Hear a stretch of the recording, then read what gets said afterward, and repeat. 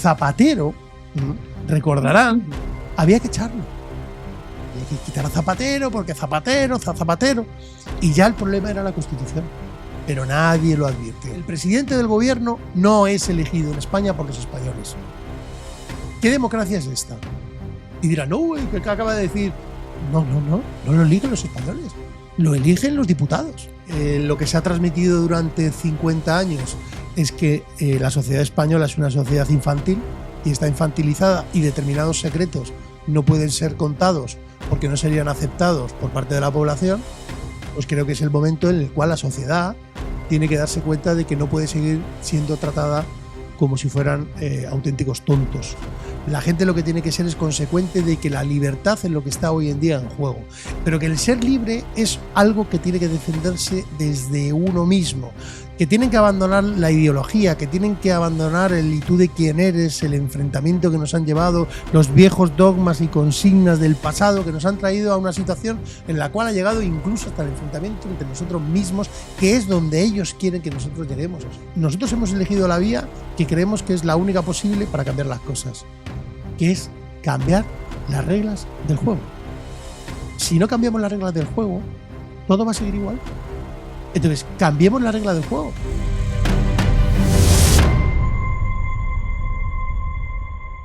Bien, hoy nos acompaña Luis María Pardo. Él es abogado y preside Justitia Europa, un nuevo movimiento ciudadano que pretende cambiar y regenerar el sistema político español. Luis María, ¿qué tal? ¿Cómo estamos? Muchas gracias por tenerme aquí.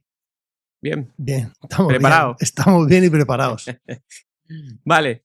¿Por qué el nombre de Justitia Europa? El peor nombre para el mejor partido. ¿De dónde vienes? Viene una historia larga, pero para cortarla, cuando nos presentamos a las elecciones europeas, vimos que el Poder Judicial, por decirlo así, dentro de todo lo que son los derechos fundamentales y las libertades públicas, era lo poquito que nos queda a los ciudadanos de algo que le llaman democracia, pero que no lo es, porque en realidad no vivimos en una democracia. Y de ahí nació el nombre de Justitia, ¿no? Y para que no hubiera problema con el tema de que si es justicia, que si es justice, pues decidimos utilizar el latín y que fuera Justitia y que fuera Europa. Nosotros no somos pro Unión Europea, por decirlo así. Es más, creemos que la ciudadanía española debería votar si tenemos que continuar en esta Unión Europea, porque creemos que la Unión Europea se ha convertido en el problema de Europa. Y de ahí Justitia y de ahí Europa. Vale, y hablando, no son realmente políticos en Justitia Europa, ¿o lo son? ¿Qué es un político? Sería la gran pregunta, porque lo que nosotros vemos a diario con todos los casos de corrupción que acechan en España, pues hace que la política sea algo como que se ha desprestigiado absolutamente, ¿no? A las personas que quieren acudir a la política a hacer determinadas cosas. ¿Por qué? Porque los políticos, o una gran parte de ellos, se han aprovechado de un sistema que le ha facilitado el que puedan ejercer la corrupción de manera impune, a través de la inmunidad de los aforamientos, por ejemplo, de las que poco hablan, excepto nosotros, ¿no? Y cómo se ha hecho un vehículo para que los políticos sean libres en ejercer la corrupción, porque cuando les juzgan, que además le van a juzgar sus jueces políticos dentro de 5, 6, 7 o 10 años, serán ellos mismos quienes les absolverán. En definitiva, el tema de la corrupción, el tema de la justicia, el tema de los políticos, la política debería ser el servicio al ciudadano, no el servicio a tu bolsillo. Y lo que nosotros estamos haciendo, este grupo de personas que compone Justitia Europa, es dentro o compaginando nuestros trabajos, hacer un servicio a la política donde tienes que venir, estar un tiempo y marcharte. Eso significa que tienes que tener un límite y que debe haber un límite de mandato. Porque lo que se ha demostrado hasta ahora, lo que hemos visto hasta hoy, es que lo que está no funciona. Y si lo que está no funciona, hay que cambiarlo. Eso está claro. Es que es así. Y no puede ser la solución al problema el problema. Esto, la gente tiene que empezar a despertar con esto. Entonces, vienes a la política, estás 5 años y te vas. Pero no vuelves a la política. Te vas a tu trabajo de antes, te vas a tu vida de antes, has hecho el servicio que tienes que hacer en la política a los ciudadanos y se acabó. Y que venga otro, que lo harán mejor que nosotros. Y esto es fundamental. Yo pongo siempre un símil futbolístico al que le guste el fútbol, pero seguramente en otros deportes habrá. Cuando España ganó la Eurocopa, la ganó con Luis Aragonés. y nadie pensaba que podía ganar la Eurocopa con Luis Aragonés. Pero luego ¿quién vino? Luego vino el otro entrenador, Vicente del Bosque, y ganaron un mundial. Y ahora ha venido otro y ha ganado otro. ¿Por qué tenemos que tener pertenencia entonces en la política? ¿Por qué uno cuando va a la política nos dicen, pero hombre, y una vez que lleguéis os vais a tener que ir? No, es que no habéis comprendido nada. Es que los que tenéis que venir sois vosotros. Los que tienen que venir a cambiar las cosas es la sociedad. La sociedad, los ciudadanos. Claro, si utilizamos el símil futbolístico, los jugadores, claro. Exacto, sería así. Entonces, claro, vendrá otro jugador que hará mejor al otro. Pues aquí tenemos que hacer lo mismo. Aquí tiene que haberlo el límite. El problema de la política es que cuando tú dices que hay que tener un límite en lo público, la gente es como, no, porque habéis llegado y ahora hay que... No, es que con 5 años te basta. Para cambiar las cosas con 5 años te bastan. Te bastan. Lo que pasa es que tienes que tener voluntad y hay una cosa que es muy importante que tienes que trabajar. Sí. Que tienes que trabajar. Entonces, si tú trabajas con 5 años, te sobra el tiempo para cambiar un país. Te sobra el tiempo. O sea, nosotros lo llevamos en el contrato electoral. Te sobra. Y luego que vengan otros y habrá cosas que no todos estemos de acuerdo en ellas, pero pongámonos de acuerdo en lo que sí que nos une, hagámoslo y dejemos un país mejor a nuestros hijos. Claro. Te preguntaba lo de que si son políticos o no, porque ahora hay un fenómeno, ¿no? Llamado Alvise Pérez, que tampoco es político. Entonces, Bueno, Alvise lleva toda la vida en política. ya. Estuvo en UPyD, estuvo en Ciudadanos, estuvo en Vox y ahora se ha montado un partido. Él lleva toda la vida en política. Él es un político. Él sí lo es. Porque él sí que ha militado en todos los partidos. Por lo menos ha militado en UPyD, ¿no? Se ha tenido algún cargo. En Ciudadanos, además él alardea de eso. En Vox también. Su Twitter ahí o en su Telegram va diciendo que hace los discursos o que se los hacía Abascal o cosas de estas. Y ahora tiene otro partido, ¿no? Donde, por cierto, por la elección que hizo de sus 2 eurodiputados, pues cogieron y a las primeras de cambio se largaron, ¿no? ¿Quién es el político? Claro, es que él, sea político o no lo sea, como que intenta apartarse de lo que es la figura del político promedio que nosotros tenemos como ejemplo de político, que pues un Pedro Sánchez, un Abascal, un Feijóo. Pues él intenta como no parecerse a la figura de lo que conocemos como político, ¿no? Claro, pero vamos a ver.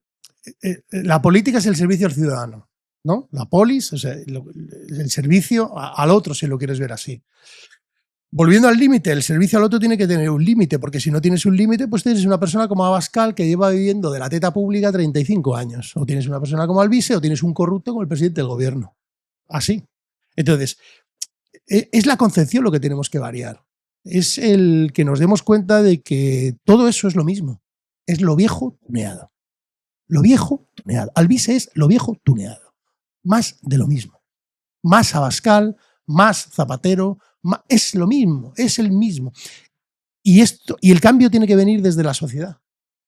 Nosotros decimos muchas veces que nosotros hemos intentado crear un contrato electoral y un desarrollo para cambiar España en 5 años y que es posible hacerlo. Y si tú me preguntas por cómo, yo te lo respondo y además lo tienes en la web de Justicia Europa, lo puedes ver, lo puedes consultar y puedes ver cómo lo queremos hacer. Pero si yo te preguntase a ti qué es lo que quiere hacer Alvise y qué programa tiene, sí, no hay programa. No hay. No hay nada. No hay nada. Dice que lo está, Entonces, que lo está preparando. Sí, claro, lo está preparando. Así no se puede cambiar nada. Así no se puede cambiar nada. Pero la sociedad debe ser consciente de que los jugadores que van a jugar son ellos, es los ciudadanos. Y que ningún cambio va a pasar en la humanidad si la sociedad no se despierta y actúa. La sociedad. Nosotros decimos, yo puedo construir una carretera y a lo mejor no la vamos a asfaltar nosotros. Vendrán otros que lo harán. Esto es lo mismo. Quizás a nosotros no nos toque ni sea nuestro momento y en las próximas elecciones generales sacaremos o no un diputado. No lo sabemos. Pero lo que sí que estamos convencidos es que lo viejo tuneado no va a funcionar nunca más. Que eso se ha terminado y que la sociedad está harta y cansada de los falsos salvadores, de los falsos líderes que vienen a hacer más de lo mismo y a no cambiar nada. Y creo que ha llegado un momento, no solamente en España, cuidado, en todo el mundo, que estamos ante un periodo de transformación que la sociedad tiene que ser consecuente, que o despierta o actúa o que se prepare para la renuncia, porque lo que viene será nada. Sí, totalmente. Que ahora estamos aquí a la espera de la ley Bolaños, ¿no? Bueno, ¿la ley Bolaños qué es? O sea, la ley Bolaños es el punto número 2 del contrato electoral. Hay una cosa que se llama despartidización del Estado, la despolitización de los órganos del Estado. Nosotros tenemos una constitución que nos va a llevar a una dictadura constitucional y el que mejor ha sabido exprimirlo ha sido Pedro Sánchez. Pero Pedro Sánchez viene después de un tío que se llamaba M. Rajoy. Pero es que M. Rajoy viene detrás de uno que se llamaba Zapatero. Zapatero, recordarán, había que echarlo. Había que quitar a Zapatero porque Zapatero. Y ya el problema era la Constitución. Pero nadie lo advirtió. Luego vino Rajoy, que con sus medidas de gallego, por decirlo así, no tomó nada, no hizo nada. Y además se generó un conflicto entre españoles en Cataluña que todavía hoy arrastramos. O sea, el peor político para las peores decisiones. Y luego vino Sánchez, que Sánchez ha sido minusvalorado durante mucho tiempo. Se ha pensado que Sánchez, bueno, pues como que era uno que estaba ahí, un pelele. Y Sánchez es el mejor dentro del mal. Es el mejor dentro del mal. Sánchez no se va a ir. Sánchez no va a convocar elecciones. Eso está claro. O sea, que pierdan toda esperanza. No se va a marchar. ¿Por qué? Porque si se marcha en un furgón de la Guardia Civil a Soto del Real. Y él lo sabe. Él lo sabe perfectamente. Tiene a su mujer imputada, a su hermano imputado, a su fiscal general del gobierno, que no del Estado, imputado. Al secretario de organización pasado, imputado. Al nuevo, imputado. ¿Qué va a pasar cuando se llegue un momento en el que los indicios apunten a que el presidente del gobierno ha podido incurrir en alguna causa de corrupción? Se va a pedir el suplicatorio en las Cortes Generales. Exactamente. ¿Y quién va a votar ese suplicatorio? Los que le apoyan. Claro, ellos mismos. ¿Y qué va a pasar cuando se vote un suplicatorio en las Cortes y se diga que no? Que no se puede investigar al presidente del gobierno. Sí, se archiva. Game over. Se archiva. Y él saldrá y dirá, españoles, la fachosfera, la extrema derecha, el fango, los conspiranoicos, o a nosotros, que a nosotros nos llama los negacionistas. Y los buleros. Y los buleros. Cuando el mayor bulero del reino es él. Sí, él es el mayor bulero. Que es capaz de decir, he pensado en convocar elecciones y por el bien de España me quedo. O sea, porque no, tirar la toalla no es lo mejor. Pero no se lo cree nadie. Nadie. No se lo cree ni él. No se lo cree ni él. O sea, él mismo cuando lo estaba diciendo lo tuvo que leer. Porque es imposible que una persona como él se crea eso. Ahora bien, volviendo a la pregunta, Lali Bolaños. Tú tienes un estado en el que no hay, le dice la partitocracia y el bipartidismo. Ese es el error. No. El problema es el régimen del 78. El problema es la Constitución española, no la interpretación, la Constitución, porque la Constitución faculta la interpretación. Como todas las normas jurídicas en España, por cierto. Claro. Porque todas las normas jurídicas tú vas en un procedimiento y dices, pero si yo tengo razón, pero es que la interpretación del TSJ de Santa Cruz de Tenerife no es la misma que la de Las Palmas. Dices, ¿cómo es posible esto? Si es la misma norma. Pues no es igual. ¿Y qué es lo que quiere hacer Sánchez? Muy bien. ¿Qué le queda a él por esnifarse de España? El derecho a la información y el poder judicial. Pero el poder judicial es una justicia que ha estado ciega, muda, sorda, coja y manca, como digo yo. ¿Por qué? Porque ahora que ha visto que Sánchez va a por la justicia, se ha despertado. He dicho, uy, que vienen a por nosotros. Pero os habéis despertado tarde. La ley Bolaños es la politización absoluta de la justicia y de las decisiones judiciales. ¿Por qué? Porque se quita la instrucción a los jueces y se le da a los fiscales. ¿Que los controlan ellos? ¿Quién nombra al fiscal general del gobierno? El gobierno. Claro. ¿Quién nombra al Consejo General del Poder Judicial? El PP y el PSOE. Sí. ¿Quién nombra al Tribunal de Cuentas? ¿Quién nombra al Tribunal Constitucional? ¿Quién nombra a la Junta Electoral? ¿Quién nombra a la Comisión Nacional del Mercado de Telecomunicaciones? ¿Quién nombra a la Comisión Nacional del Mercado de Valores? ¿Quién nombra al Banco de España? ¿Quién nombra a la Agencia Tributaria? ¿Quién no? El gobierno. Claro. ¿Y quién nombra al Poder Judicial? El gobierno. ¿Y quién va a instruir las causas? El gobierno. Vamos a tener una justicia política. Pero claro, esto que se lleva y lo llevamos repitiendo nosotros desde Justicia Europa mucho tiempo, ahora se han despertado. Pero no es el problema del PP y el PSOE, que sí que lo es. que no es el problema Sánchez, que hay que echar a Sánchez, que sí que hay que echar a Sánchez. El problema se llama Constitución Española, porque el que venga la va a estrujar más todavía. Y va a colocar a todos sus amiguitos. Va a colocar a las amantes, va a colocar a las prostitutas, va a colocar a los colegas y va a acabar colocando en las instituciones del Estado a toda su rama, a todos los suyos, para que una vez que se vaya Sánchez, pues entren los otros.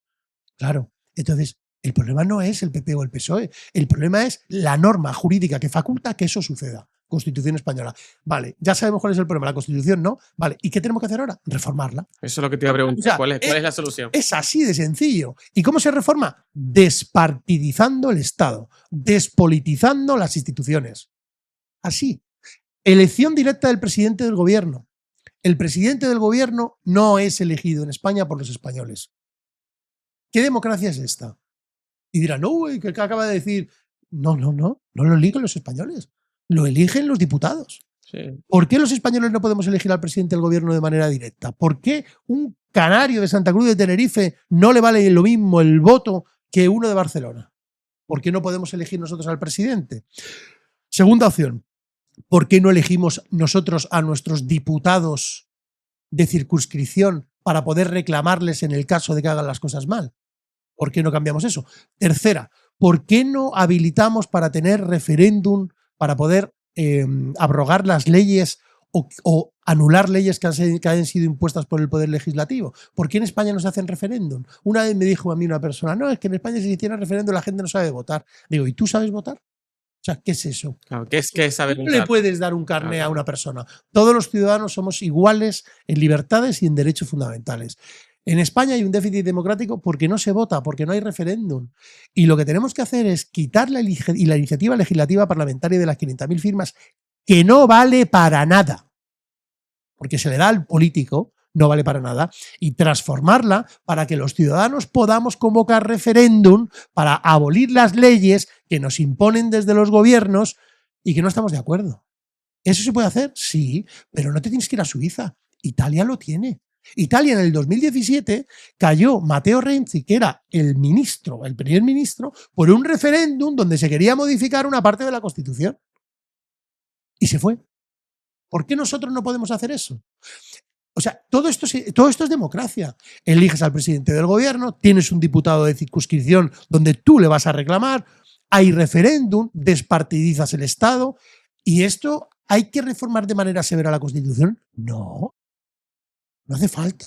Se puede hacer. Hay que darle unos toques. No, pero es que son muy poquitos, no lo podéis hacer, me dicen. Es que ¿qué vais a hacer con 4 votos o con 3 votos? ¿Y qué está haciendo Puigdemont? Sí. ¿Cuántos votos tiene Puigdemont? ¿Con cuántos votos se está llevando a España al abismo? ¿Con cuántos? ¿Con 4? ¿Con 5? Bueno, ¿y quién le dice a usted que con 4 nosotros no podemos cambiar la Constitución? Con lo mismo podemos hacerlo en el sentido inverso, pero hay que hacerlo. Lo que no puede ser es que la politización de la justicia y la politización de las instituciones nos haya llevado a un camino en el cual ya no hay marcha atrás. O se despartidiza el Estado o no hay nada. No nos va a quedar nada. Se lo van a esnifar todo. Pero ¿y no crees que también todo esto tiene que ver con que los españoles, en general, tenemos poca cultura democrática? Es decir, medios de comunicación, escuelas, no entendemos ni de política, ni entendemos realmente lo que es la democracia, no entendemos, ¿no? Yo creo que es un problema también de base. Deberíamos de tener esa información para saber por qué. Por ejemplo, hoy tú me estás diciendo aquí que en España no hay democracia. Claro, pero si lo que se ha transmitido durante 50 años es que la sociedad española es una sociedad infantil y está infantilizada y determinados secretos no pueden ser contados porque no serían aceptados por parte de la población, pues creo que es el momento en el cual la sociedad tiene que darse cuenta de que no puede seguir siendo tratada como si fueran auténticos tontos. Es así. También te digo una cosa, toda la crisis que hemos vivido sanitaria durante estos años ha hecho reafirmarse a un colectivo muy importante de personas que defienden las libertades públicas y los derechos fundamentales, y a otro que no haciéndolo estaba silente o en silencio, pero que ahora lo va a hacer. O sea, ahora somos muchos más que antes, muchos más. ¿Está más polarizada la situación en la sociedad española? Seguramente sí, seguramente sí. Pero hay un grupo muy importante de personas que empiezan a pensar de manera diferente. Y esto es muy importante, porque lo que ellos nos quieren limitar precisamente es el pensamiento. O sea, tú solamente puedes pensar lo que te diga a lo presidente Sánchez. O sea, es la única verdad. Por eso invierten cuantiosas sumas de dinero en publicidad institucional. Claro. Para que la gente piense que lo que está haciendo nuestro amado líder, ¿no?, es lo correcto, y los otros son conspiranoicos, negacionistas. No. Pero hay mucha gente que ya no está de acuerdo con eso. Y yo creo que cada día que pase la sociedad española se irá dando cuenta de que no puede seguir siendo gobernada como si fuéramos niños. Nosotros no somos niños, nosotros somos seres humanos, ¿no? Y hay que empezar a tratar a la gente como ser humano que es y no como niños. Yo creo que también la sociedad está, ya independientemente del partido con el que simpatices, ¿no? Yo creo que es una sensación global, ¿no? Están hartos. Estamos hartos al final. ¿Cómo es posible que si mordidas, que si no sé qué, que si corrupción, que si esto me lo gasto en... Es que... Y luego que ministra de Hacienda, ¿no?, que salga y diga que hay que ver que a lo mejor, que es que esas mordidas a lo mejor son legales. A mí esto me parece una cosa que es una tomadura de pelo total. Claro. Yo creo que el español ya está... Los españoles ya se están hartando. Entonces, a la hora, como se están hartando, están diciendo, bueno, pues habrá que cambiar. Y por eso está saliendo, pero mira, gente que ha despertado, por así decirlo, ¿no? Mira, el hartazgo y la gente que se encuentra hastiada es un sentimiento normal, de queja, de que ya no puede más. Pero claro, aquí se abren diferentes alternativas. Están los que te dicen esto no se puede arreglar y que venga el meteorito, ¿no? Los que se autoinmolan, por decirlo de alguna manera. Está la gente que te dice no, pero es que desde la política no se va a arreglar nada. Están aquellos que te dicen no, es que la gente no sale a la calle a manifestarse. Están aquellos que te dicen, bueno, hay de todo. Y yo les digo a ellos, nosotros hemos elegido la vía que creemos que es la única posible para cambiar las cosas, que es cambiar las reglas del juego. Si no cambiamos las reglas del juego, todo va a seguir igual. Entonces, cambiemos las reglas del juego. ¿Qué es lo que hacen ellos continuadamente? Cambian las reglas del juego. ¿Para qué? Para el provecho propio. Bueno, claro, las cambian a su favor, está claro. ¿Por qué no hacemos nosotros, la sociedad, lo mismo? Al favor nuestro. ¿Por qué no cambiamos las normas para ponerlas a favor nuestro? Porque eso es imposible. Perdona, imposible no hay nada en la vida. A mí personalmente, cada vez que me dicen que algo es imposible, les digo, mira mi vida. Mira lo que he hecho yo en mi vida. O sea, yo empecé siendo militar, me fui de guardia civil, me pedí una excedencia, me fui a conducir un taxi, no tenía ni idea de un idioma, me fui a otro país, luego me hice la carrera de abogado en un taxi con una luz, con una linterna. Después trabajaba era uno más, y la crisis sanitaria que vivimos me hizo cambiar absolutamente mi forma de pensar y mi mentalidad, y mira dónde estamos ahora. Pero todo tiene fecha de caducidad. Nosotros decimos, nosotros vamos a presentar las elecciones, pero si la gente no nos vota y nosotros no salimos elegidos, el proyecto termina ahí. El proyecto termina ahí, pero la responsabilidad será de la sociedad, no nuestra. Nosotros hemos hecho todo lo posible para intentar cambiar las reglas del juego. Ahora, quien tiene que pulsar y el que tiene que actuar ya no somos nosotros, porque ahora sí que hay una opción que pueden votar. Si no quieren votarla, pues nosotros volveremos a nuestras vidas y la gente pues seguirá aguantando que le traten de manera infantil o que los políticos actuales se corrompan, les roben o directamente pues, en fin, les masacren sus derechos fundamentales. Yo creo que también nos ha metido en la cabeza que está todo tan mal y está todo tan podrido a tanta profundidad que no se puede arreglar. Entonces es como para que perdamos también la esperanza de que esto, ¿no? Entonces, ¿tú crees, para que la gente que nos está viendo, que tiene solución? España tiene solución. Y la solución es la sociedad. Y España tiene esperanza. Y la esperanza es la sociedad. La sociedad son el futuro, no nosotros. No Justita Europa, ni Luis María Pardo, ni tú, no. La sociedad. Ellos son el futuro de España. Y ellos son los que tienen que ser conscientes de que es el momento en el cual tienen que actuar. Es así. Y claro que tiene solución España, por supuesto que la tiene. Y claro que tiene esperanza España, por supuesto que la tiene. Pero no con lo viejo tuneado. No con más de lo mismo. No quítate tú que me pongo yo. No de tú que de quién eres. España no tiene solución en la ideología. La ideología nos ha traído hasta aquí. La ideología, el decirte tú que eres de izquierdas o de derechas. Tú que eres comunista o liberal. Tú que eres pro Agenda 2030 o pro Milei. Eso es lo que nos ha traído aquí. Eso, la ideología. Lo que tenemos que tener son ideas, no ideologías. El contrato electoral está basado en 15 puntos. 15 ideas, ni una más ni una menos. Sí, voy a ponerlo aquí. Y tú me puedes decir, pero aquí no habláis de cosas, pues yo qué sé, que no hablamos. Y digo, pero eso une o desune. Desune. ¿Y entonces por qué lo tenemos que hablar? ¿No será lo principal hacer esto? Y luego ya veremos lo que no nos une, de qué manera hacemos para llegar a un acuerdo entre todos. Pero nada de lo que está aquí, los 15 puntos, no puede ser aceptado por nadie. O sea, al revés, o sea, todo el mundo lo aceptaría. Y creo que es ahí donde tenemos que llegar. Y creo que estamos en el camino correcto de la historia para hacerlo.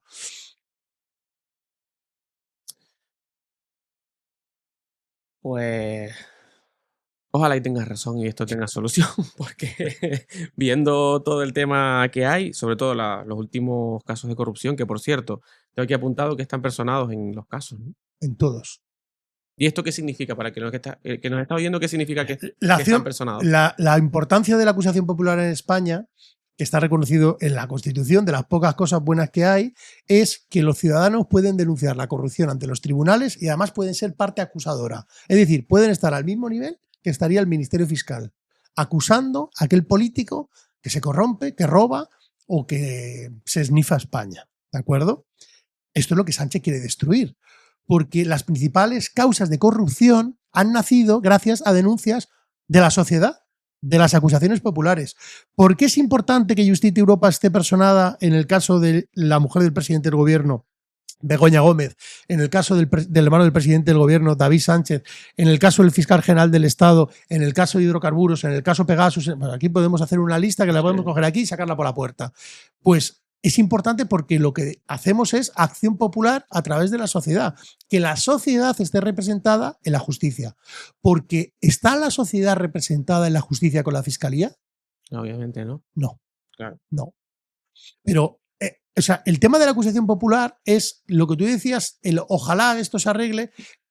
Claro que se arregla. O sea, en el momento en que la sociedad actúa y que es consciente de que actuando puede hacer cosas, puede meter a esta gente en la cárcel, como se ha metido al secretario de la organización del Partido Socialista, Santos Cerdán, que está en prisión provisional. Por haber, voy a decir, supuestamente mangao, robado, trincado. ¿Entiendes? O sea, pero si la sociedad no hubiera estado ahí, ahora mismo seguirían trincando y seguirían robando. Entonces, por ejemplo, la Riada de Valencia, lo que ha pasado en Valencia, toda la historia de qué ha pasado en Valencia y toda esa desgracia, ¿por qué ha pasado? Pues ha pasado porque tenéis, en las instituciones se colocan a los incompetentes, sí, totalmente, a los colegas, a los amigos, y luego en empresas como en Adif, que hay como satélites, pues ya ahí colocas a toda la farándula, colocas a tu amante, colocas a quien te dé la gana. Claro, cuando suena un teléfono y te dice, oye, que está lloviendo y que se va a desbordar la prensa. ¿Y ahora qué hacemos, tío? Claro. Y empezar a llamar, a ver si da con alguno, ¿no? Que sea técnico y diga, madre, la que se va a liar. Pero empiezan las llamadas y nadie responde, y después nos vemos con 200 muertos, por lo menos, de la Riada de Valencia. Claro, ahora yo me pregunto, ¿y quién se cree que el PP o el PSOE vayan a arreglar esto? No, yo Porque por lo menos no. El PP gobierna la Comunidad Autónoma de Valencia, sí, y el PSOE gobierna el Estado. Y los dos son responsables, porque los dos son responsables directos, por acción o por omisión. Ya se verá la responsabilidad patrimonial y ya se verán las responsabilidades. Los dos. ¿Y a quién va a votar la sociedad de la Comunidad Valenciana la próxima vez que haya elecciones? A Paco Camps, el de los trajes. O sea, es que claro, eso no es el futuro, eso es el pasado, eso es lo viejo tuneado, eso es un disfraz. O sea, yo sé que es muy difícil para la gente entenderlo, pero es ahora, o sea, es el momento. Es que no vamos a tener otro momento así. No vamos a tener otro momento así de poder cambiar las reglas del juego a favor de la sociedad, porque lo que hay ha llegado a tal punto, como tú decías, la ministra Mopongo, que te dice, bueno, es que las mordidas como son legales, ¿no? Porque es una cosa que él da al partido, eso, tal. Y dices, pero usted está tratando a los españoles por auténticos tontos. Que es una cosa, eso fue, ¿entiendes? cuando lo escuché digo, esto es una cosa de loco. Entonces, que yo te pregunto, ¿no? ¿Y cómo valoras tú esto? Porque la acción del presidente del gobierno en estos casos de corrupción, o sea, ¿tú crees que lo que está haciendo es tomar distancia? ¿O está protegiendo lo suyo? El uno. Es el uno. El uno de una banda. ¿Y no crees que el uno ya gobernó? El 1 está ahí. Ahora veremos si luego aparece el 0 también. Exacto. Claro. Que el 0 es Zapatero. Que es la mente de todo esto. La mente de todo lo que hay. Claro. Mira, yo voy a poner un ejemplo. En el tema de hidrocarburos, el tráfico de drogas es un negocio, como la inmigración se ha convertido en un negocio de las mafias, ¿no? El tráfico de drogas la mafia es negocio, ¿no? Negocios ilícitos, pero estos han descubierto ahora un negocio que es el de hidrocarburos, que es un negocio limpio, más limpio, ¿no? Defraudas el IVA, encima eres un héroe. Sí, exacto. Sale Aldama, ¿quién dulta la victoria a Aldama? A ver, perdón. O sea, pero vamos a ver, ¿pero en España tenemos normas jurídicas o tenemos a Heidi en un cuento? Una persona que comete un delito debería pagarlo, Punto. no indultarles. Sí, está claro. Porque luego se utilizan los indultos para cosas como las amnistías. Bien, Claro. Entonces, estos descubren el tema de hidrocarburos y dicen, pues claro, si tú eres un delincuente, dices, joder, si yo voy a delinquir con la droga, me van a meter en la cárcel 8 o 9 años. Claro. Pero si yo delinco con el tema de hidrocarburos, encima voy a salir como Robin Hood, porque estamos defraudando el IVA, no se lo estamos dando a la ministra Moponco, además con la gasolina, etcétera. Bueno, entonces, ¿y qué han hecho los partidos políticos o algunos de los partidos políticos con las mordidas? Pues han dicho, hombre, pero si nosotros tenemos el BOE y tenemos las adjudicaciones. O sea, haces así con un dedo y dices, una obra, la Tenerife 1, ¿cuánto tiene que valer? 1.000 millones. Vale, vamos a proyectarla por 1.000 millones, pero luego la voy a aumentar el 20%, porque yo me voy a llevar 200 kilos. Sí. Es que es así. No, esta es la verdad. Y esos 200 kilos, luego el partido, y ya la mordida, el 20% para el partido. Y tenemos a Carmen Pano, que llevó bolsas de Zara con 45.000 euros en una y con 45.000 en otra, entró en la sede del Partido Socialista, esto reconocido por ella, y soltó allí el mondongo. Y no pasa nada. Entonces, claro, tú dices, bueno, ¿a qué nivel hemos llegado? Claro, negocio de guante blanco. Los delitos delincuenciales del ámbito económico son los más difíciles de probar. En España tenemos un delito que es el tráfico de influencias. El tráfico de influencias es algo que está enquistado en la sociedad española, la influencia, ¿no? Cuando coge el teléfono uno, ese es mi hijo, yo soy el alcalde. Claro. O tú no sabes quién soy yo. ¿Cuántas veces me lo dijeron a mí en la Guardia Civil? Tú no sabes quién soy yo, ¿sabes? Yo no sé quién eres tú, pero yo sé quién soy yo. Y la autoridad la tengo yo, no la tenía él. Pero la gente vive de eso en este país. Sí, y la influencia es el cáncer de nuestra sociedad. Por eso tenemos un delito que es el tráfico de influencias, que es un delito que fuera de España se lo intentas explicar a la gente en inglés o en italiano y le cuesta a la gente. El concepto, porque ¿no? tienen que entender todos los 50 años que llevamos aquí, ¿no?, de corrupción a través del tráfico de influencias. Claro, un delito de un contrato, de una licitación, es muy complicado de demostrar. Claro. Muy complicado si no tienes teléfonos, si no tienes ordenadores, si no tienes nada escrito, porque no vas a poner en un escrito el 20% para el partido, Claro, obviamente. el 15% para Santos Cerdán, Claro. el 25% para el presidente, no lo vas a hacer. Eso lo camuflas ahí, claro. Y cuando tú haces la licitación, dices, hombre, es que eran 1.000 millones, pero resulta que en un tramo nos hemos encontrado ahí unas piedras y hay que variar la carretera 4 kilómetros, hay que hacer una curva de 4 kilómetros y ahí tienes los 300 millones que vamos a repartirnos entre todos. Exacto, claro. Eso en las adjudicaciones de carreteras. Pero piensen ustedes en todas las adjudicaciones que pueda tener mano un gobierno. Sí, en todas. Aldama habló de los cupos. El cupo vasco con Santos Cerdán. Creo yo que llegó a comentar el cupo canario también. Aquí tenéis a Ángel Víctor o Víctor Ángel, como lo llama Aldama. El cupo, de las Baleares con Armengol. El cupo de... España está dividido en cupos de corrupción. ¿Así? Bueno, Ángel Víctor dice que está esperando a que salgan los informes de la UCO para que demuestren que él no tiene nada que ver. Bueno, Vamos a ver. yo a Ángel Víctor Torres y a Francina Armengol, bueno, que la Guardia Civil investigue, que haga los informes que tenga que hacer y veremos a ver qué pasa y si tiene responsabilidad criminal o no. Y si la tiene, pues a lo mejor sigue el camino de Santos Cerdán. Veremos, porque como aquí hacen cosas y no pasa nada, pues a lo mejor hace lo que sea y no. Vale, para acabar con tema, para empezar un poquito a hablar de lo que propone, ¿no? Justicia Europa. Esta la tengo aquí. Si tuvieras a Pedro Sánchez ahora mismo delante, ¿qué le dirías? Y que no sea dimita o convoque elecciones, que eso se lo diríamos ¿Qué todos. le diría en una palabra? En una frase. Corrupto. Además. Bien, ha quedado claro.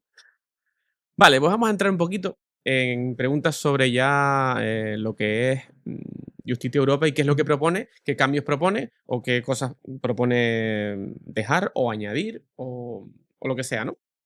Entonces, yo tengo aquí, critican el impacto, que lo nombramos antes, ¿no? de la Agenda 2030 sobre sectores rurales o algo así, ¿no? En general, proponen una revisión de la Agenda 2030. ¿Esto quiere decir que están totalmente en contra o solamente una parte? A ver, la Agenda 2030 son una serie de objetivos de desarrollo sostenible que ha sido inventada por una organización criminal que son las Naciones Unidas.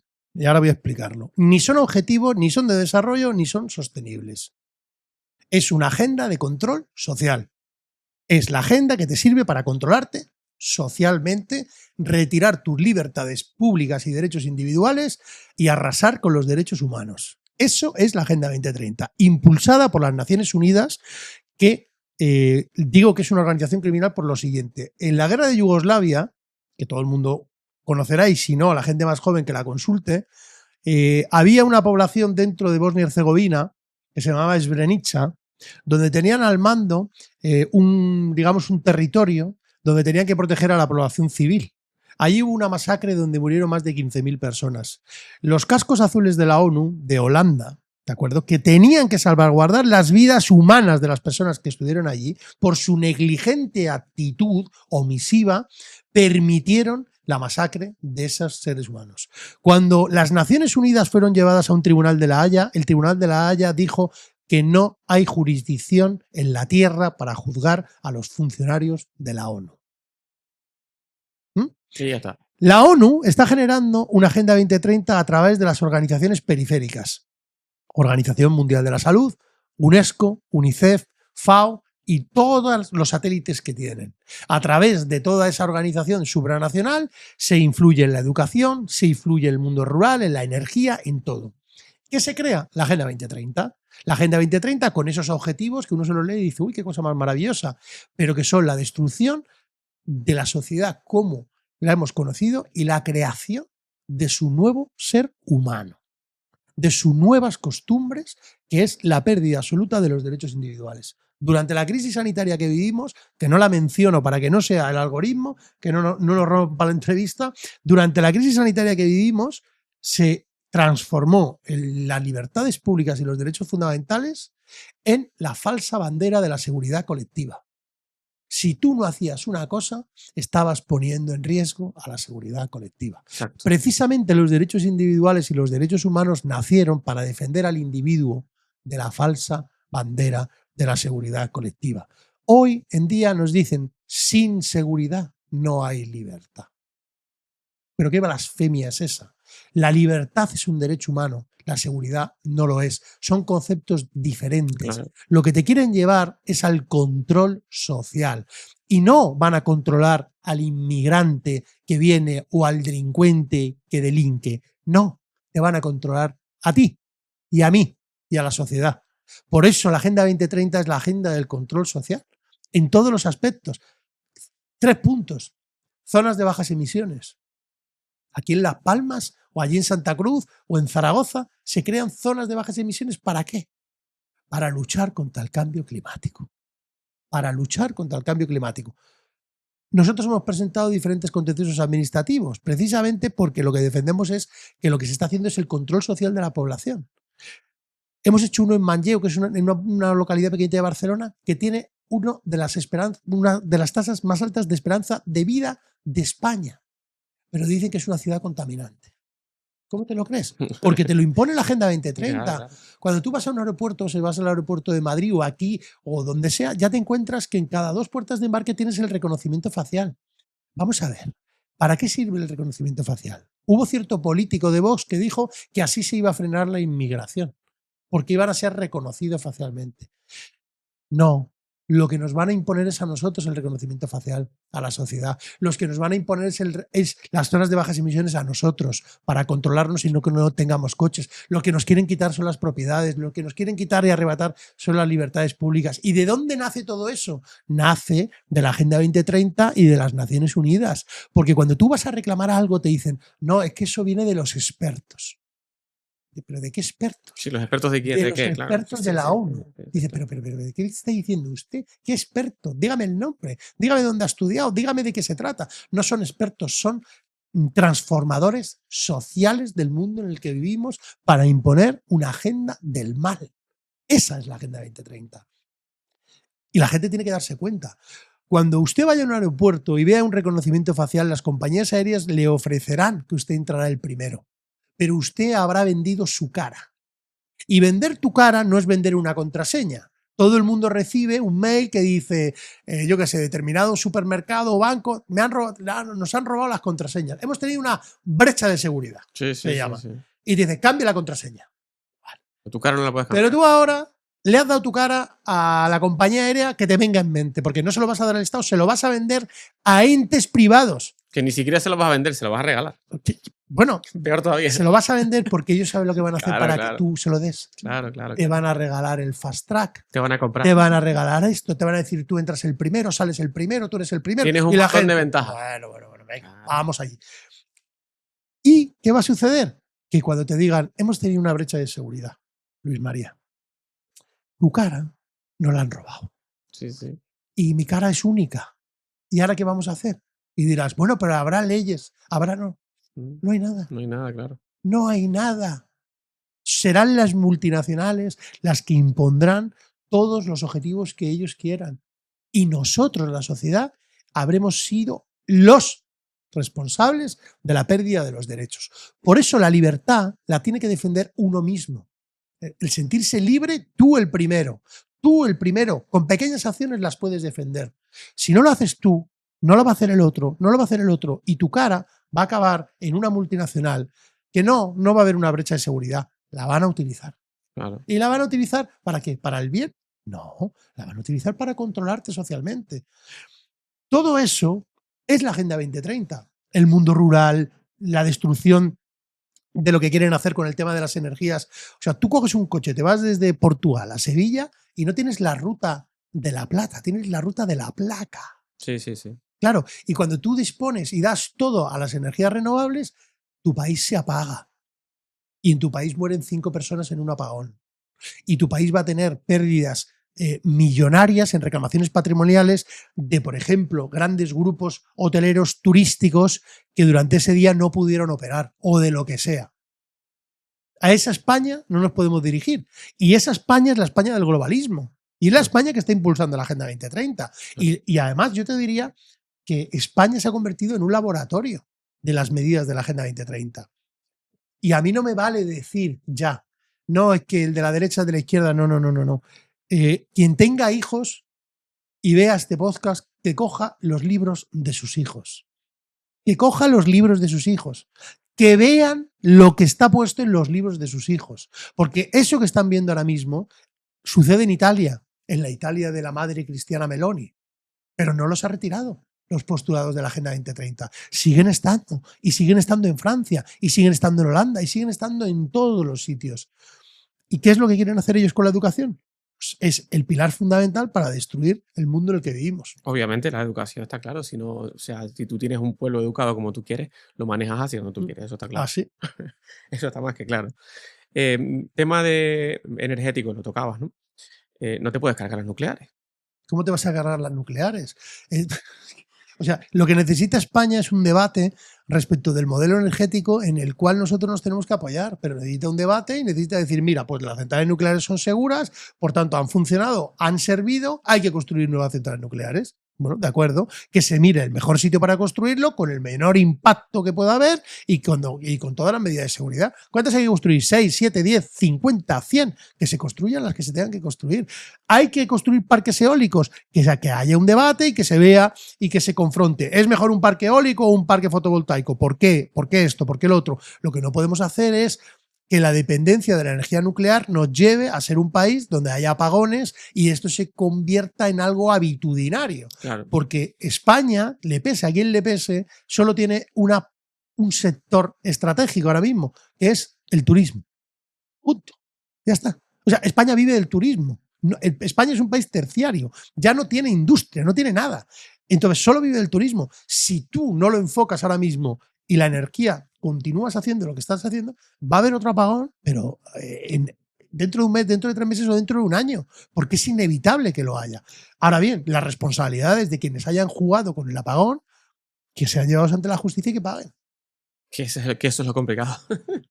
Que eso es lo complicado. Pero bueno, vale, seguimos con más cositas. En cuanto a la sanidad, ¿qué propuestas hay en cuanto a la sanidad? ¿Qué cambiaría? Para que vean que no somos un partido al uso. Nosotros defendemos la integración de las terapias naturales en el Servicio Nacional de Salud. Las terapias naturales.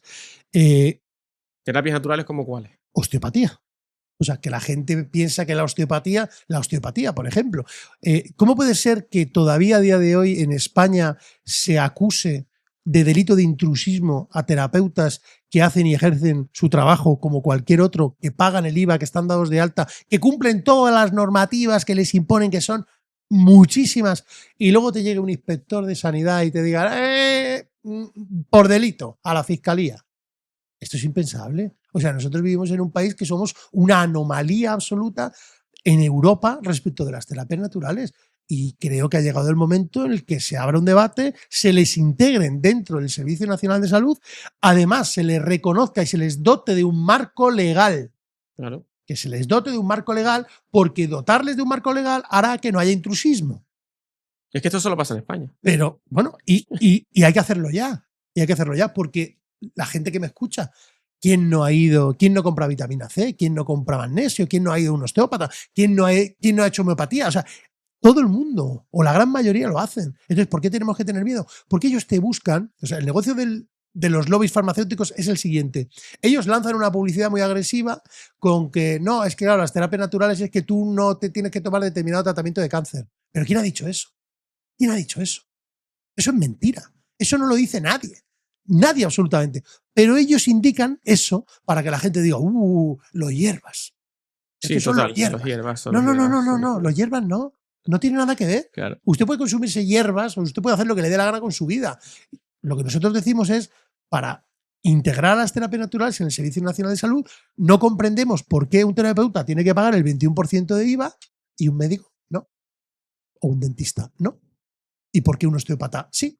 ¿Y por qué un osteópata tiene que estar dentro de un sitio donde tiene que haber un médico? O sea, son cosas absurdas y las aplican. Y las aplican. Sí, lo sé. Y durante la crisis sanitaria que hemos vivido, vimos cómo el tema de la sanidad o el tema de la salud es utilizar el miedo, el terror y la mentira para someter a la población. Porque tú la guerra de Ucrania está muy lejos.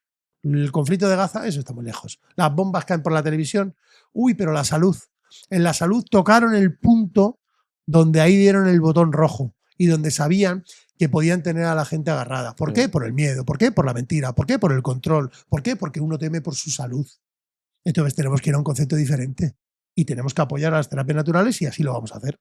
No, yo, ahora que decías lo del control y tal, el miedo, hubo un momento en la crisis sanitaria, como la estás llamando tú, para que no nos cortes, ¿no? Esto, que hubo un momento en el que yo creo que Pedro Sánchez salía en una comparecencia y decía que si tú te ponías, me lo invento, una manzana en la cabeza y salías con una manzana en la cabeza por la calle, no se te contagiaba nada. Y la gente lo hacía. Desgraciadamente, 2 ministros canarios, Ángel Víctor Torres y la que es actualmente alcaldesa de Las Palmas, que es quien irá a nombrar, infundieron el terror a la población a base de miedo y mentiras durante muchos años. Yo fui uno de los abogados que al principio cuando se creó ese certificado que la gente sabe de lo que estoy hablando para coartar las libertades públicas y para que la gente acudiera a donde querían que acudiesen, bueno, Que no era obligado. que eso es, no era obligado, pero Claro. no podías salir de tu casa. Sí, exacto. Pues aquí, pues claro, ¿qué pasó?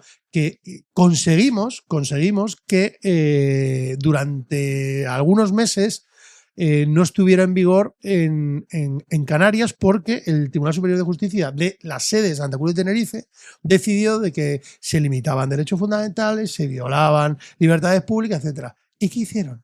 Lo mandaron a Las Palmas, Claro. a la sede de Las Palmas. Y ya en Las Palmas la justicia, como se quita a veces la venda, pues ahí ya miró con otras gafas. Y ahí dijo, no, aquí ya hay que ponerlo aquí, esto es constitucional. Ya. Bueno. Y luego durante meses nos tuvieron metidos en los aviones y en los trenes y en las guaguas y en los buses y en los taxis con el trapo. Sí, sí. Cuando nadie lo llevaba ya en Europa. Y lo que dices tú de la manzana. Y si le hubieran dicho a la gente que se pusiera una manzana en la cabeza y que andase con la manzana en la cabeza, parte de la gente lo hubiera hecho y hubiera dicho, pero bueno, ¿no ve usted lo que está haciendo? No, es que tú estás atentando a la seguridad colectiva porque no lleva la manzana en la cabeza. Exacto. Eso es lo que infundieron. Pero han sido capaces, a una parte de la población, de ese relato ganarlo. Pero a otra parte no. Y volviendo a lo que yo decía antes, de una parte de la población que ha despertado y que estaba silente y que desde luego no se va a volver a tragar otra vez todo esto en una nueva hipotética crisis sanitaria futura que tarde o temprano llegará. Eso es lo que te iba a decir, que habrá que prepararse porque ya la están ellos montando, ¿no? Está clarísimo. Vale, sobre un tema clave como es, por ejemplo, la vivienda. Medidas de Justicia Europa para facilitar el acceso al alquiler, compra de vivienda, porque actualmente está imposible. Y la ocupación. Y la ocupación, obviamente, va unido, ¿no? Tenemos normas jurídicas de un Estado de hace 50 años que no sirven para el nivel de delincuencia en el que estamos hoy en día. Por ejemplo, tú tienes una propiedad, 2 propiedades o 3 propiedades. Te pongo el ejemplo de Barcelona. En Barcelona van a poner tasas por la tercera vivienda, creo que lo quieren poner ya. O sea, tú vas a tener que pagar una tasa, un impuesto por tener 3 viviendas. Pues digo yo. Y bueno, y si tú has ahorrado toda tu vida y te has comprado 3 viviendas, 4, 5 o una o la que sea, ¿por qué tienes que poner una tasa? ¿Cuál es el problema de España? El suelo. ¿Dónde está el suelo? En los ayuntamientos. ¿Y qué hacen los ayuntamientos? Mafia. Mercadean con el suelo. Totalmente. Si tú tienes una ciudad cuadrada así y el centro está aquí y tú dices, vamos a construir aquí, porque aquí tengo a mi amigo constructor o a mi amigo el que tiene la propiedad, y a este le van a pagar el metro cuadrado, pues 300 euros el metro cuadrado, y en cambio aquí, como no es mi amigo este, pues aquí no voy a construir. Ya a lo mejor construiré dentro de 40, 50 años, pero ahora se lo voy a dar a toda mi colega. Esto es un problema. Entonces, ¿por qué no lo solucionamos? ¿Cómo puede ser que en España, con todo el territorio que hay, tengamos problemas de acceso a la primera vivienda? Porque somos un país corrupto. Total. Porque somos un país. Entonces, ¿qué tendremos que hacer? ¿Habría que quitarle a los ayuntamientos entonces la posibilidad de que trafiquen con el suelo en España? ¿No sería eso lógico? Es decir, usted trafica con el suelo, pero entonces no puede tiene que dejar de traficar, porque si no, ¿cómo se va a comprar la gente una vivienda? Es así. El tema de la ocupación. Claro, dicen, no, ocupaciones en 24 horas, desocupaciones en 24 horas. Le escuché a Vox. Vamos a desocupar en 24 horas. Digo yo, madre mía, vamos a ver. Tú, con el sistema jurídico que tú tienes y con las normas jurídicas que tienes, eso es imposible. Imposible. Tendrías que cambiar toda la arquitectura del Estado para poder hacer eso. ¿Por qué? Porque en cuanto haya un menor en una de las casas, ningún juez te lo va a habilitar. Y dicen, no, la policía tirará la puerta. Digo, pero bueno, la última vez que se quiso tirar la puerta era la ley Corcuera. Y pasó lo que pasó. ¿Entiendes? Entonces, lo que hay que redefinir es el modelo. Completamente. Lo que no podemos es tener las tasas de ocupación que tenemos y la gente estar indefensa. La gente estar indefensa. Habrá que cambiar las cosas. Obviamente. ¿Es así? ¿Y cómo acabas con la ocupación? La ocupación, cambiando el ordenamiento jurídico y haciéndolo delito. Sí, no es tan difícil. Hay un delito que es el allanamiento de morada. ¿Vale? Pero el allanamiento de morada, en ese caso no, porque la morada no está habitada. Claro. Entonces ellos dicen, no, como no está habitada la morada, yo me meto, yo tengo aquí y yo soy vulnerable. ¿Por qué? Porque tengo aquí a 8 niños metidos dentro de la casa, el perro, la abuela, el abuelo. y siempre hay uno, siempre se queda uno, siempre se queda uno. Cambiemos la norma jurídica, hagamos que la ocupación sea un delito. Claro. Y entonces la policía te podrá detener. Y podremos actuar. Y se podrá actuar, claro. Pues sí. Vale. Tengo aquí inmigración. En cuanto al modelo migratorio, ¿qué proponemos? Vamos a ver, la ¿Cuál es la inmigración idea? se ha convertido en una mafia. La inmigración es utilizada por las mafias como un negocio. Tienes las mafias que se dedican a enviar a los inmigrantes, tienes las mafias que los transportan, tienes las mafias que cobran de los estados y tienes pues un sistema mafioso. La inmigración es como si fuese el tráfico de drogas, pero en este caso es el tráfico de seres humanos. ¿De acuerdo? Bien. ¿Dónde están situadas las mafias? Principalmente en la frontera sur. Entonces estaríamos hablando de Marruecos y en África. Bien, cuando la inmigración viene a Ceuta, Melilla o Canarias, ¿por qué hay más flujo migratorio en unas ocasiones u en otras? Pues depende de lo que pagarán a la mafia. Porque la mafia te dirá, mira, si no me pagas esto, pues entonces yo te voy a mandar por Canarias la inmigración. Pero si me lo pagas, te la mando por Italia. Y entonces te entra por Túnez. ¿Qué tenemos que hacer? Hay una inmigración que es cíclica. Siempre habrá inmigración. Obviamente, claro. Siempre. Siempre. Y hay otra que es provocada por conflictos. Provocada por conflictos como pueden ser el conflicto que existe en Israel o el conflicto que existía con las primaveras árabes o el conflicto, el que fuera. Ucrania. Eliminado el conflicto, tú vas a tener una inmigración siempre que vas a tener. Ahora, ¿de dónde te viene la inmigración? Te viene de Marruecos, ¿no? El acceso en Marruecos, ¿vale? Cierra la frontera sur. Cierra Ceuta, cierra Melilla, cierra Canarias. O alguien que me está escuchando tiene alguna duda que Melilla de aquí al 2030 ya no será española. Yo no tengo ninguna duda. Que acabará siendo una ciudad autónoma y le pondrán un estatuto entre Marruecos y España. Y después irá a Ceuta. Y después vendrán aquí. Y vendrán a las Canarias. Entonces, ¿tú cómo puedes defenderte de un enemigo? Marruecos no es Marruecos, es un lobby. El lobby marroquí influye en periodistas, influye en la vida cotidiana, compra navieras, compra lo que sea y se hace fuerte. Y tú estás jugando con una pistola de agua contra Marruecos. Cierra la frontera sur, despliega la armada que tienes en Ferrol, llévatela a Canarias, tráetela aquí. ¿Por qué no la traes? ¿Qué hace en Ferrol? Para luchar contra los ingleses. Claro. Tráetela aquí, haz algo. Intenta hacer algo. Porque lo que está claro es que yo creo que todo el mundo que me está escuchando sabe que el paso del tiempo llevará a esta situación. Que primero será Melilla, luego será Ceuta y luego será Canarias. Y no va a venir ni Estados Unidos ni la OTAN a ayudarte. No. Porque ellos lo único que quieren es tener el control del estrecho de Gibraltar. Por eso está Gibraltar.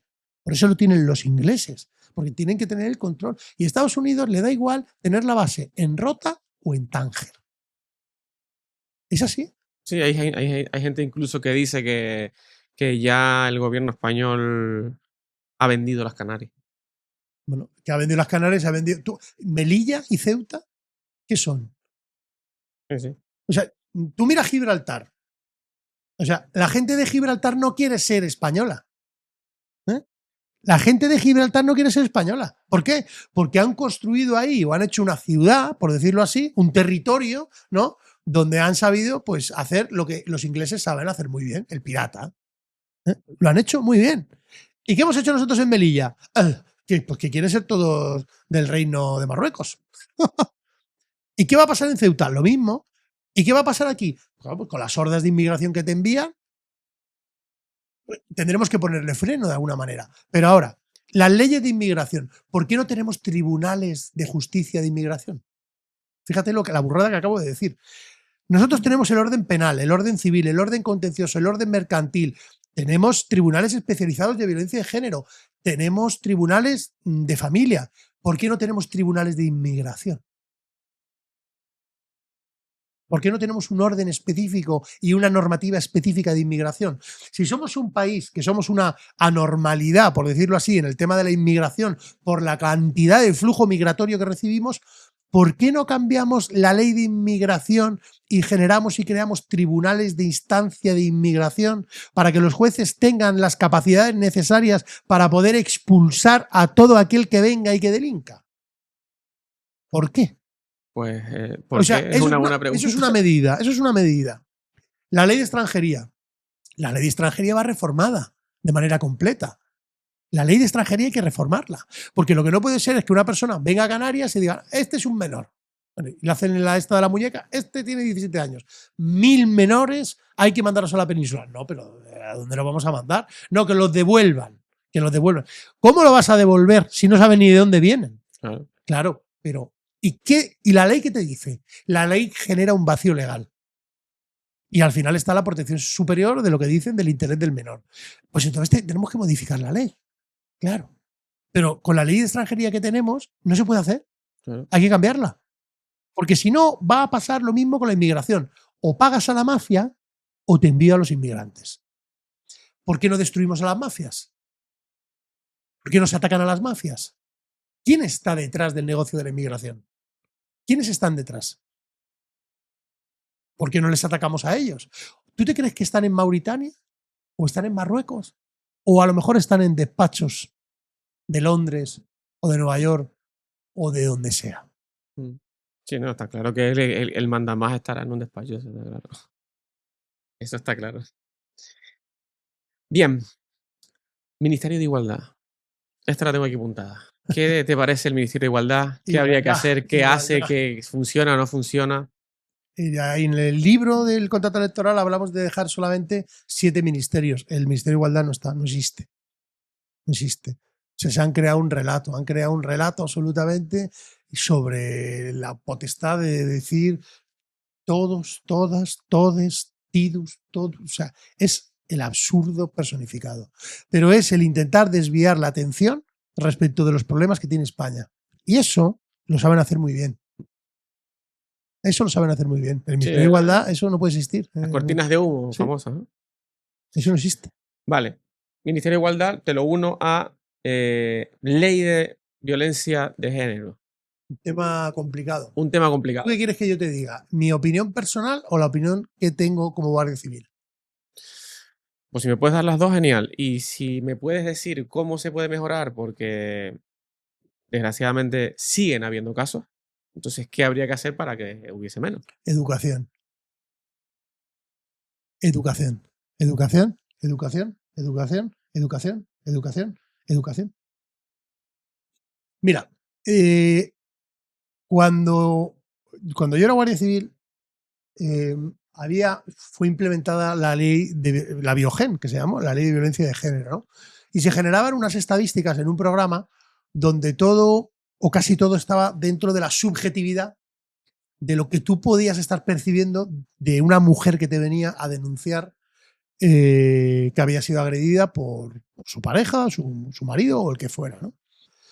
Y había un tanto por ciento de subjetividad que yo lo elevaría casi al 100%. Claro.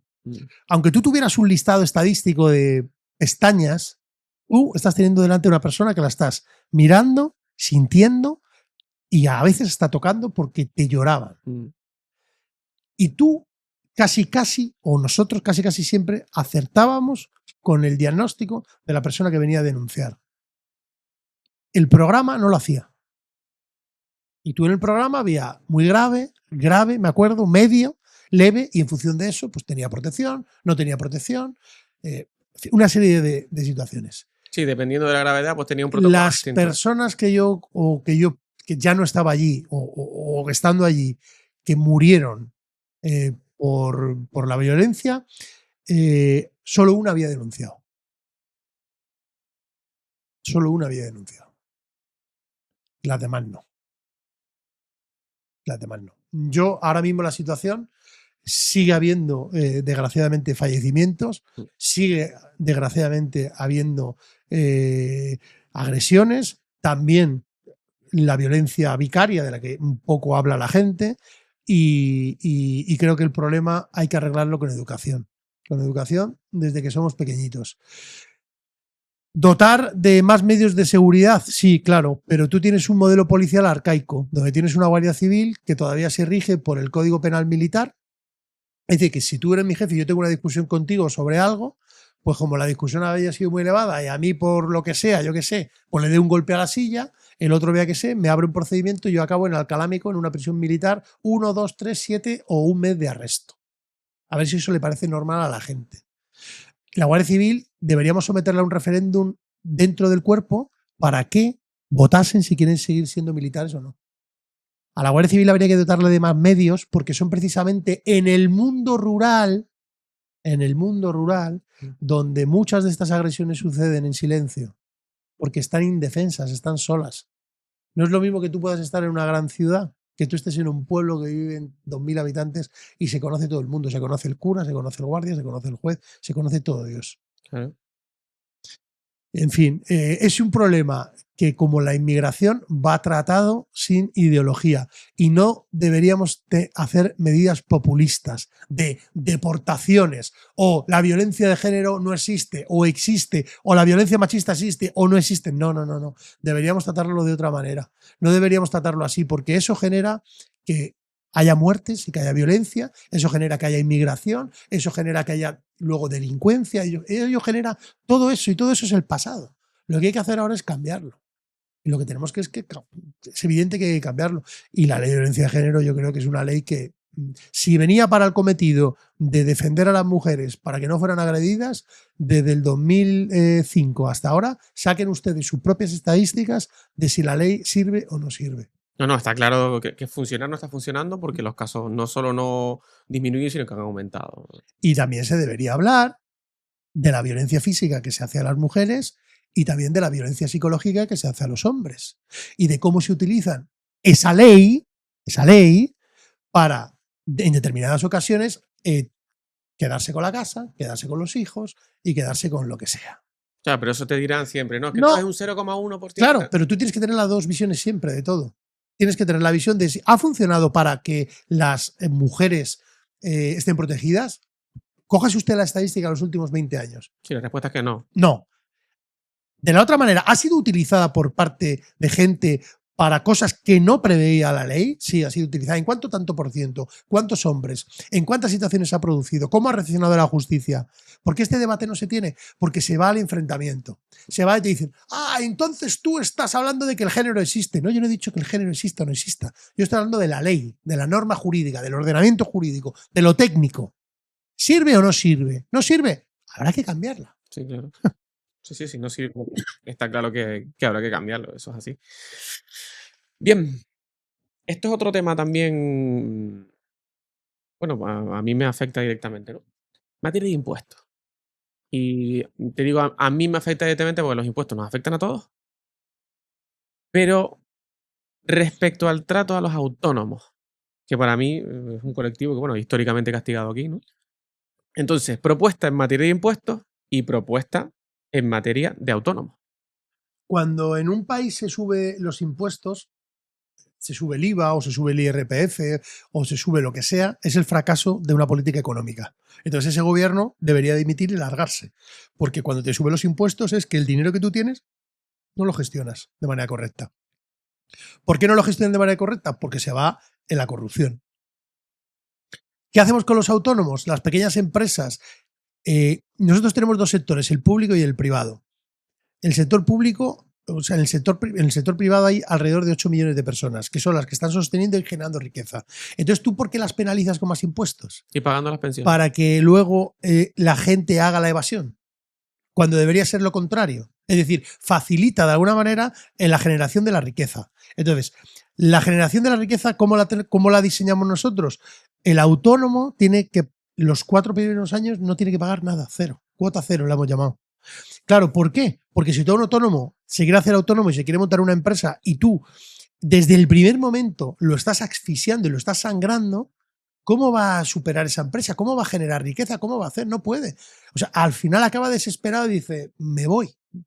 No, es que la cuota autónoma al principio es que parece, es como una multa. No, y luego tiene que ser variable, desde luego, tiene que ser variable, claro que sí, pero no con las tasaciones que están ahora mismo. Hablabas de las pensiones. A ver, con esto hay mucha polémica también, al igual que con la inmigración y con la violencia de género, machista, feminista, lo que quiera. Bien, las pensiones.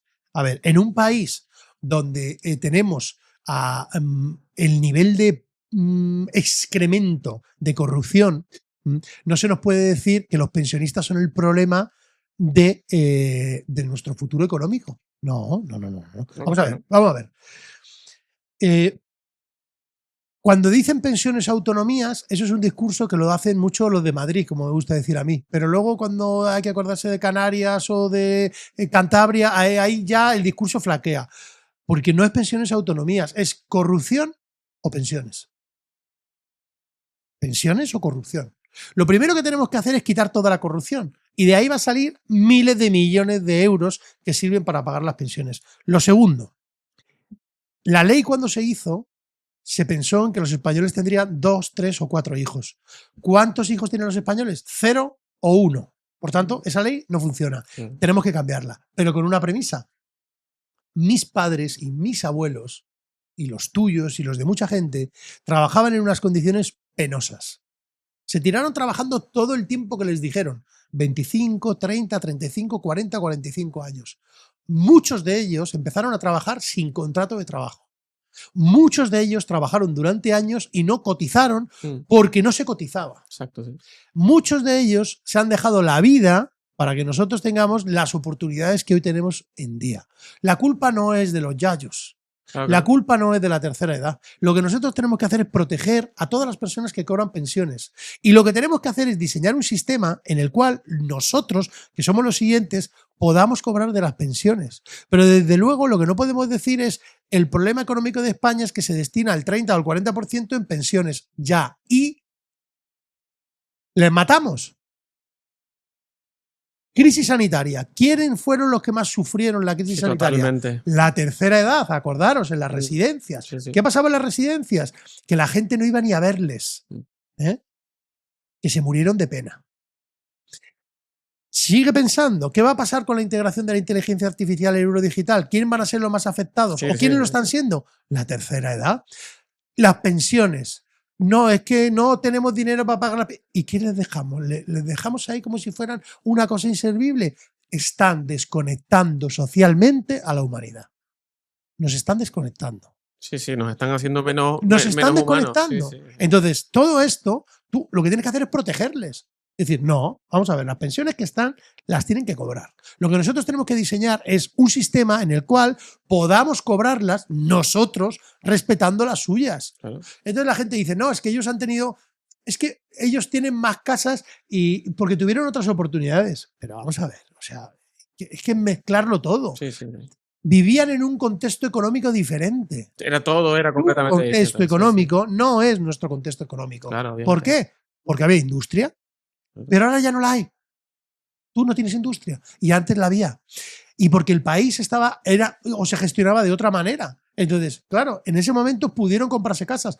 Pero tú te puedes comprar un iPhone de 1.500 euros. ¿A que sí? Al que me estará viendo. O de 2.000 o de 3.000. Y bien que te lo compras, el iPhone de 1.500 o de 3.000. ¿Pero le ves a tu abuelo con un iPhone de 3.000 euros? No. Le ves con un teléfono a lo mejor, de los que se abre y que tiene ahí los puntitos. Que no tiene ni pantalla de color. Sí, claro. Es que eso es real. Claro. En fin, y luego aparte del apoyo que nos dan, porque los mayores, a las personas que tenemos hijos, yo no podría estar haciendo lo que hago si yo, por ejemplo, no tuviera a mis padres o mis suegros. Y como mucha gente me escuchará, sabe perfectamente que hoy los abuelos, o los yayos, como les gusta decir a alguno, o las personas mayores, son un papel fundamental en el rol de las familias. Que lo han sido siempre. Pero lo siguen siendo más a día de hoy. Y yo creo que lo que tenemos que hacer es protegerles. A los autónomos, protegerles y darles todas las facilidades para que puedan. O sea, si yo soy autónomo y yo tengo 0% de IVA, yo cuando voy a emitir una factura, ¿qué más me da emitirla? La voy a emitir, ¿por qué? Porque sé que no voy a pagar impuestos. Claro. Y tú estás generando riqueza. Eso es lo que hay que hacer. Después de los 4 años, cuando tú te has establecido, lo que tendríamos que tener sería unos impuestos que fueran variables. Es decir, oye, después de los 4 años tú empiezas, pero desde luego no pagas el 20% del IVA. O sea, y además es que el IVA lo van a acabar subiendo porque nos acabarán diciendo que en Europa el IVA está en el 21 o el 22, pero que hay que subirlo al 25 o al 26 para tener más servicios. ¿Qué servicios? Sí, es que no tenemos. ¿Qué servicios? ¿Pero por qué no tienes servicios? Porque en las adjudicaciones de los servicios se va para pagar las comisiones. Las mordidas legales. Claro, las mordidas legales. Y el mopongo. Increíble. Y el mopongo. Es increíble. Vale, ¿y hay alguna propuesta para atraer inversionistas? Porque lo que está pasando es que la gente lo que se está es yendo. O sea, no solo está viendo una fuga de cerebros, gente preparada que aquí ven que no pueden prosperar y van a otros lados.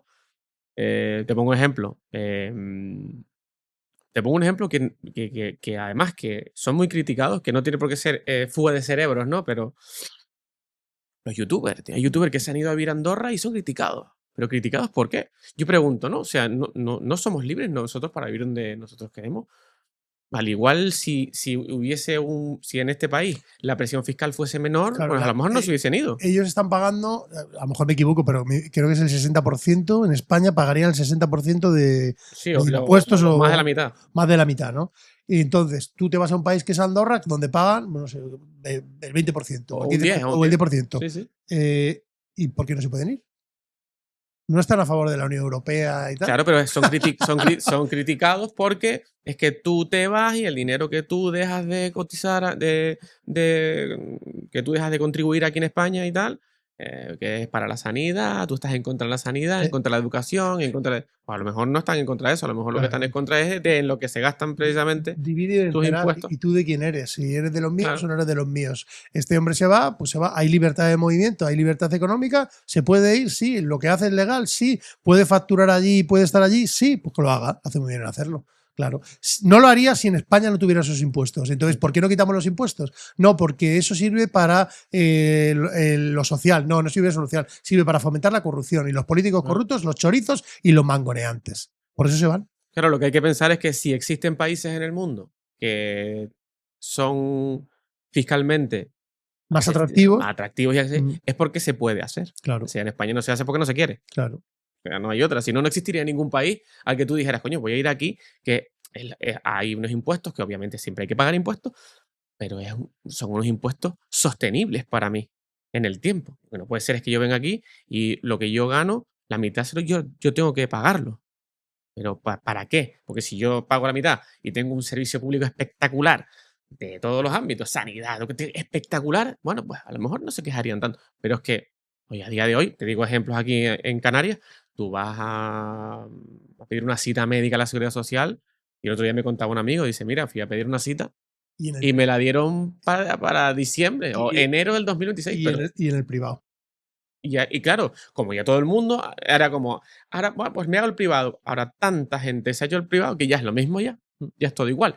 Entonces, ¿para qué me estás quitando el 50% de lo que gano? En el caso de un youtuber, ¿no? Pues dependiendo de lo que te dedicas. Pero es igual que el youtuber, es igual que es igual el que tenga una empresa de fruta o el que tenga una empresa de informática y que, oye, pues que sea un buen profesional o que haya tenido suerte en la vida y pega el bombazo el primer año y pasa a facturar, pues yo qué sé, pues 1 millón de euros, 2 millones de euros. Ya van a por ti. Y tú ya estás pagando, pues eso, el 50, 60, 70%. Y además muy eficientemente. O sea, el Ministerio de Hacienda la agencia tributaria es lo que mejor funciona en España. Muy eficiente. O sea, no son capaces de detectar las cosas que pasan en el gobierno, pero a un ciudadano cualquiera, a mí mismo. O sea, son capaces de detectar dónde yo estoy, dónde me he mudado, dónde tengo la cuenta y si debo 7,45 euros y si los debo me los embargan. O sea, es muy eficiente. Es un sistema que no funciona, porque el sistema en el cual se genera unos impuestos tan altos, al final lo que hace la gente es la evasión. Entonces, yo voy a poner un ejemplo de Guardia Civil. Yo tenía un compañero mío, ¿no?, que cuando teníamos muchos detenidos me decía, muy bien, muy bien, muy bien, muy bien, pero yo tenía un mando que me decía como que no le gustaba. Y un día le pregunté, le dije, oiga, ¿y usted por qué? Dice, porque entonces no hacemos prevención. Y yo dije, ¿cómo? Y dice, sí, si no tuviéramos detenidos en una en una población donde hay mucha población, eso significaría que el sistema funciona. Que nuestra prevención policial hace que no se delinca, que te den en la calle, y entonces el efecto disuasorio es tremendo. Entonces es justo lo contrario. Y entonces en la evasión fiscal es lo mismo. Si tú pones 21% de IVA, un IRPF que puede llegarte a sacarte, pues si ganan más de 100.000 euros, creo que ya es la mitad, al final la gente la abocas, tú la estás dirigiendo, tú, el propio Estado, la diriges a la evasión. ¿Por qué? Porque luego la vas a investigar y le vas a poner sanciones, infracciones, y además tienes 4 años para hacerlo. Es decir, que no es lo de ahora, sino que es lo del 24, el 23, el 22 y el 21. Sí. Y no es que sean 1.000 euros, porque a lo mejor fueron 10 millones de euros, 100 millones de euros, 1.000 millones de euros. Y ahora multiplica, después de 4 años, la sanción, la infracción y todo el tiempo que ha pasado. Sí. Entonces, ¿le interesa al Estado la evasión? Claro. Sí. Claro. Por eso utilizan ese sistema. Entonces, lo que nosotros proponemos es al autónomo, cuando hablo de autónomo hago de empresa, la cuota cero. Porque esa persona va a facturar. Va a querer hacerlo, claro. Claro que lo va a hacer. Claro que lo va a hacer. No va a tener ningún motivo por el cual no hacerlo. No lo tendrías. Sí. A muchos españoles, yo lo he escuchado eso. ¿Por qué trabajas en B? ¿Por qué no declaras? Y la respuesta es, pues porque mi país me obliga a hacerlo. Y es que al final no le puedes quitar la razón. Es que es así. O sea, hay cosas que son insostenibles. Es como, ves que si no lo hago así, ¿cómo qué hago? Es que sí. Bien, yo creo que hemos tocado un poquito todo. ¿Tienes alguna pregunta? ¿Quieres? Si tuvieras que darle un mensaje a quienes hoy, como yo, se sienten decepcionados con la política, pero siguen sin confiar en ningún partido, ¿qué les dirías? Tienes ahí tu cámara. Que no vengo a que me votéis. ¿Pero qué nos dirías eso, para alentarnos? Yo no vengo a votar, yo no vengo a que me vote nadie, ni creo que es el momento en el cual la gente tiene que pensar que tiene que votar. La gente lo que tiene que hacer es defender sus derechos. La gente lo que tiene que ser es consecuente de que la libertad es lo que está hoy en día en juego. Pero que el ser libre es algo que tiene que defenderse desde uno mismo. Que tienen que abandonar la ideología, que tienen que abandonar el y tú de quién eres, el enfrentamiento que nos han llevado, los viejos dogmas y consignas del pasado que nos han traído a una situación en la cual ha llegado incluso hasta el enfrentamiento entre nosotros mismos, que es donde ellos quieren que nosotros lleguemos. Y lo que nosotros estamos proponiendo es algo diferente, es algo que no es lo viejo tuneado, sino que es lo nuevo. Y lo nuevo parte de un cambio que tiene que partir desde la sociedad y desde lo más dentro de todos nosotros y diría de la humanidad. Y no podemos seguir con las mismas batallas y guerras internas que nos han traído a un punto, creo, de no retorno. La gente que piense que yo vengo a salvar a alguien, que se olvide. Nosotros no somos ni líderes ni salvadores. Nosotros somos ciudadanos. Ciudadanos como tú, como yo o como el que me está viendo o escuchando. Que lo que queremos es tener un país mejor. Que lo que queremos es dejar un país mejor, no ya solo para nuestros hijos, sino para nosotros mismos. Y que es posible hacerlo desde el trabajo, desde la honestidad y desde la decencia. Y en eso estamos, en intentar trabajar en un compromiso irrevocable con los ciudadanos españoles en base al mérito, a la capacidad que hemos tenido en nuestras vidas privadas durante todos estos años que nos acompañan, porque Justicia Europa no es Luis María Pardo, Justicia Europa es Luis Jiménez, Justicia Europa es Ernesto Postigo, Magdalena, Elvira, Roberto, Mamen, un grupo de ciudadanos que se han unido pero que siguen teniendo sus trabajos, que siguen teniendo su vida, pero que aportan a la política, a la verdadera política, a la que debería ser el referente de un país, su honestidad y su trabajo para intentar cambiar las cosas. Eso es lo que es Justicia Europa. Y entonces, todo lo que sea o que tenga un tufillo a lo viejo, nunca va a poder funcionar. Nunca. Vale, pues queda dicho. Mayor mensaje que este, más claro imposible. Luis María, para cerrar nosotros siempre brindamos. ¿Brindas con agua? No, tío. Te lo explico. Es que, mira, brindemos con agua y todo el mundo nos decía, con agua esto no se puede hacer y tal. A nosotros nos ha ido bien brindando con agua. Es más, lo hacíamos mal porque brindábamos, ahora hay que brindar con la izquierda y mirándonos a los ojos para que se repita. ¿Tú esto? O sea, sí. Publicarlo, lo del agua. Porque Sí. todo el equipo que yo nunca, jamás les he dejado brindar con agua. Pero Sí. Lo voy a hacer. Luis María, gracias. Mucha suerte y espero que esto siga para adelante. Y Sí. veremos en el futuro cómo va todo. Vosotros sois el futuro. Gracias.